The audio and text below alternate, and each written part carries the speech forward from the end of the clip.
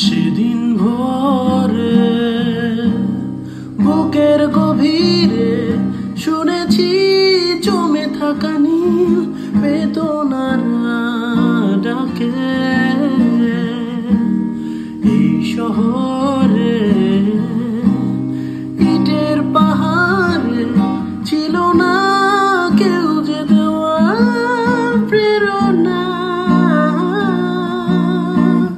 যন্ত্রে বাঁধা মন ছিল ক্লান্ত অসহায়, অর্থে কেনা সুখ স্ত্রীয় দুঃখের ছায়ায়।